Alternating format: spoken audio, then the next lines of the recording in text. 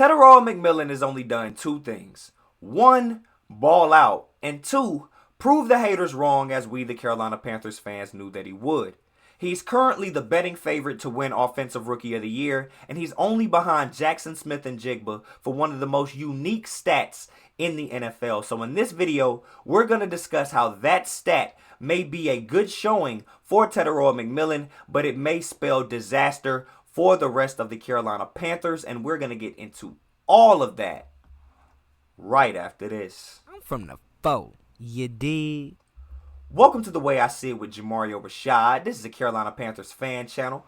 Please do me a favor by hitting the like button, and please make sure you subscribe as I am on my road to 3K, trying to make sure my channel continues to grow this season.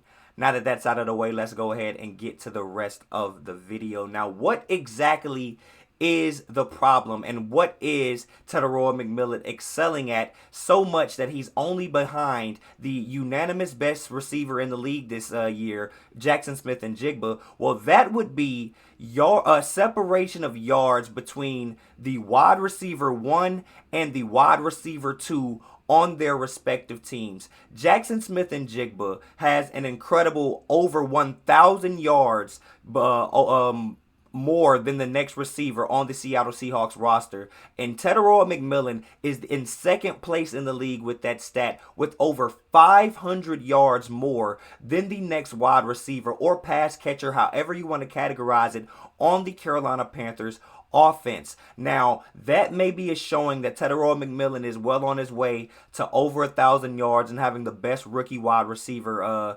season that a Carolina Panthers player has ever had. But with the initial investment into the O-line that we've had this season, with the draft picks that the Carolina Panthers have invested on the offensive side of the ball, you would hope that 1, 2, 3 years into this experiment with Bryce Young, we would see a more mature and a more well-rounded offense when it comes to the passing game. And so far, that just hasn't been the case. There may be a few variables to that, but we will get into that in just a moment. So the first thing I want to highlight is in this 2025 season so far, even though he's only a rookie, it has 1,000% been the T-Mac show all throughout this Carolina Panthers offense. To give you all a little context, if you combine the output of both the number 2 and the number 3 receivers output in terms of yardage on this Carolina Panthers roster, that being Xavier Legette and Jalen Coker, Tetairoa McMillan is still 315 yards clear of their combined total output. Now, that is a more negative reflection on Xavier Legette, who has the draft pedigree, who has undoubtedly gotten more opportunities between the two of these guys than Jalen Coker.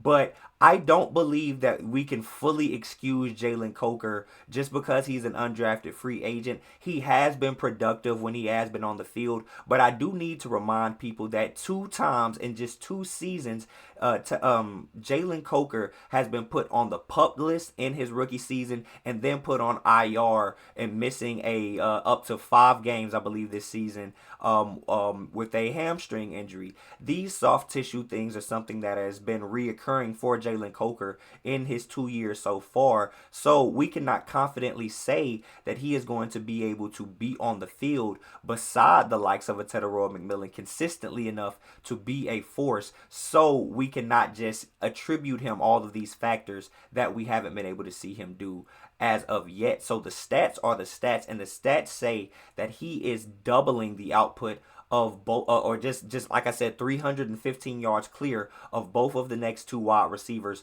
on the Carolina Panthers roster. Now, if we take into account all pass catchers combined, and we take a look at the tight ends on this roster, it begins to be even more egregious when it comes to just how much separation in terms of overall yardage that the complete unit that the Carolina Panthers deploy has less than Tetairoa McMillan. The combination of Jatavian Sanders, Mitchell Evans, as well as Tommy Tremble is 326 yards less than Tetairoa McMillan has been able to do by himself in just his rookie season, showing that outside of Tetairoa McMillan, who was an undoubted star. The rest of the pieces on this offense, scattered throughout the exterior, in the slot, or in all of the pass catching positions, have been, less than optimal, and they've honestly, in the grand scheme of things, been a disappointment when you look at the totality of this offense becoming a run first identity team. A lot of that has to do with the lack of improvement with the offensive weapons. Now, Tetairoa McMillan is on his way to being able to compared if okay, what am I trying to say? I'm sorry, I don't mean to babble.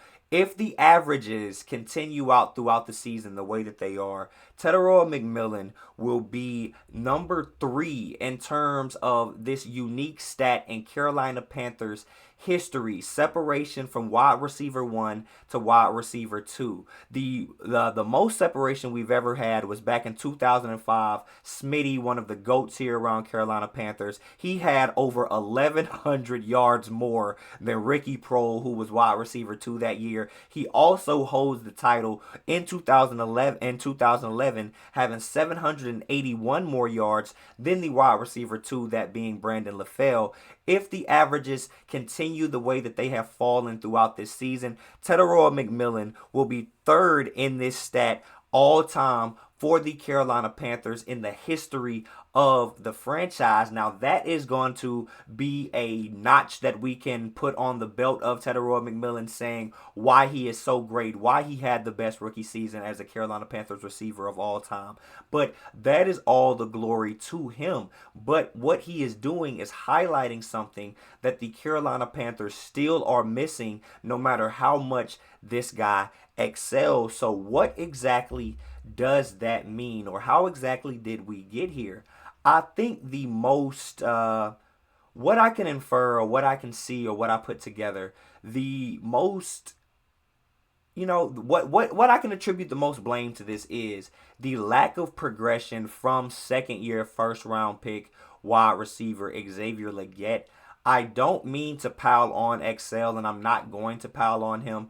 But when you are drafted as high as you are in the first round, being the first offensive weapon drafted to, drafted in the first round of the draft after you take your franchise quarterback, who you have your highest draft potential to go out there and get a guy. When you put that into a wide receiver 2 years into his career, you would hope that he would be, coming into his own and showing at least some flashes. Now, Xavier Legette did just a few games ago have the best game of his career, nearly 100 yards, had a touchdown, all of those things. But in the games after that, he's gone right back to being his normal no-show self, to be honest. Now, I don't know if that's all to do with the play calling. I don't believe that Dave Canales and this offensive staff has truly been able to identify what type of player Xavier Legette truly is. He's a big body guy that came in running a high 4.3, but still a 4.3, but we don't use him on deep routes. Bryce Young, in his first year, he had a complete and utter great chemistry with Adam Thielen, the vet on the team that went into the rookie season of Xavier Legette, with Adam Thielen still being the favorite. Even when Adam Thielen went down, we saw the progression, or and the insertion of Jalen Coker come about, and we still didn't get to see very many fireworks for Xavier Legette. That is not for lack of opportunity. He is still second on the team in targets. He is still well clear of whoever is third, that being not whoever's third of Jalen Coker, but whoever is third, that being Rico Dowdle, in terms of passing attempts to that player. He is still well clear of them, and he's not putting up numbers. At this point in his career, Tetairoa McMillan, with his over 800 yards in his rookie season through 13 games, has more yards than Xavier Legette does in his entire career. We cannot allow for that to be to continue if we want to see this offense be more well-rounded, and not allow for Bryce Young to pretty much just have tunnel vision for Tetairoa McMillan. But the other player that I have to highlight that has been very much a disappointment is somebody that didn't come in with the draft pedigree of Xavier Legette, so he does not get the attention. But when you look at his progression in relative to what he was doing in his rookie season and what we could expect for him moving forward after his rookie season, Jatavian Sanders has been an utter disappointment. We saw him play very well during his rookie season, all the way up until the point that he got that horrific neck injury where he actually had to be carted off the field before the end of the game.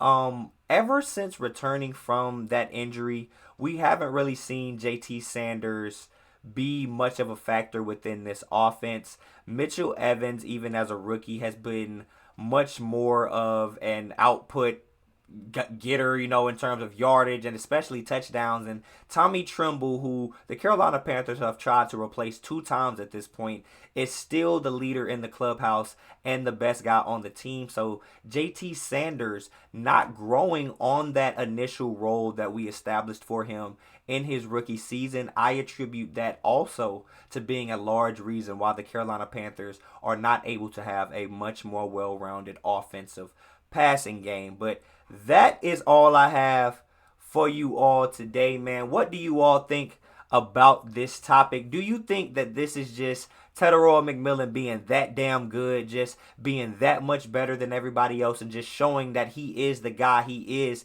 the alpha on this team? Or is this a bad look for the rest of the Carolina Panthers pass catchers at large, man? Whatever you think, make sure to leave your comments down in the comment section, and I'll be sure to get back to you then. But until next time, I am Jamario Rashad.